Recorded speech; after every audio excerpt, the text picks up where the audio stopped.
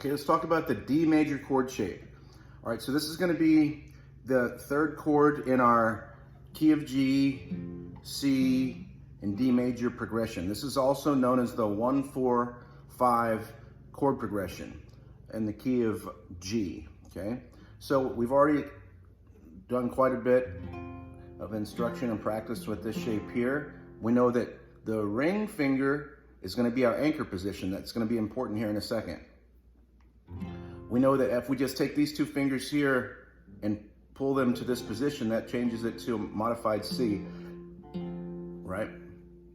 Now, to add the D, what we're going to do is this finger here doesn't move, okay?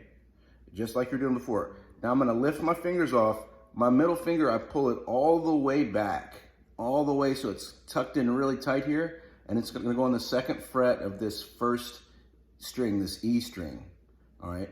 And then my index finger is also going to go on the second fret, but it's going to be on this G string, which is the third string right there.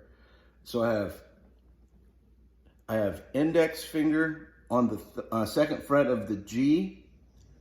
I have ring finger, which was my pivot finger, which didn't move, on the third fret of the B string, and then my middle finger coiled all the way in and tucked in real tightly on the second fret of the E string.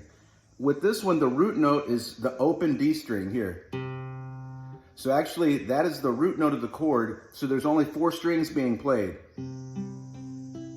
That's our D.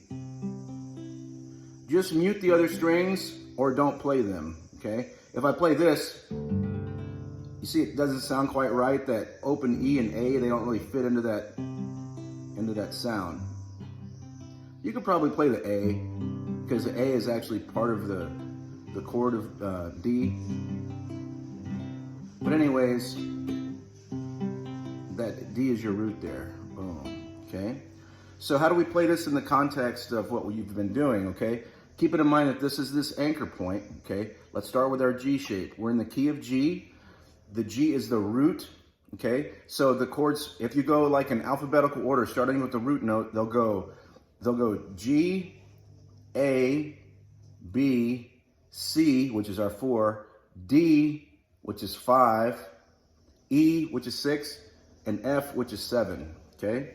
So the major chords are going to be the G major, the C major, and the D major.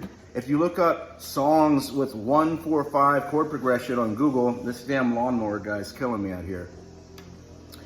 All right. Hopefully you can hear what's going on here. But if you look up that 1-4-5 chord progression, like on Google, songs that have a 1-4-5 chord progression, you'll be able to have a whole library of songs that you can choose to play around with based with these 3 chords. Then it's just a matter of getting your hand timing down on the chord changes and, you know, for the timing of the song and the strumming patterns and all that stuff. But it's going to unlock a whole lot of stuff just with those 3 chords right there. So to recap, so we're in the key of G. Our first shift is here to this C.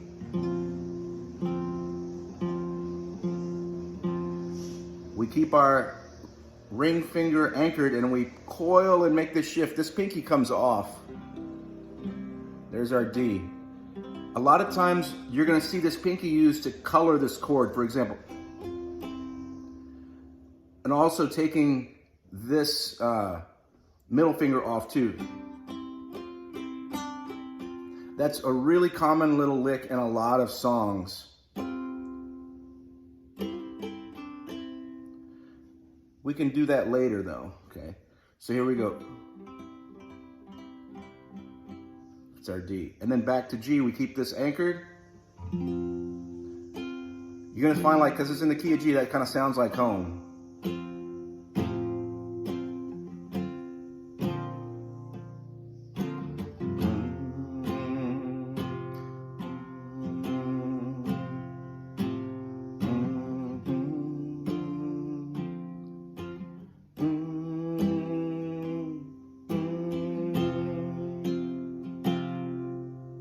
All right, so there you go. Little lesson on the D major chord and also the 1-4-5 chord progression.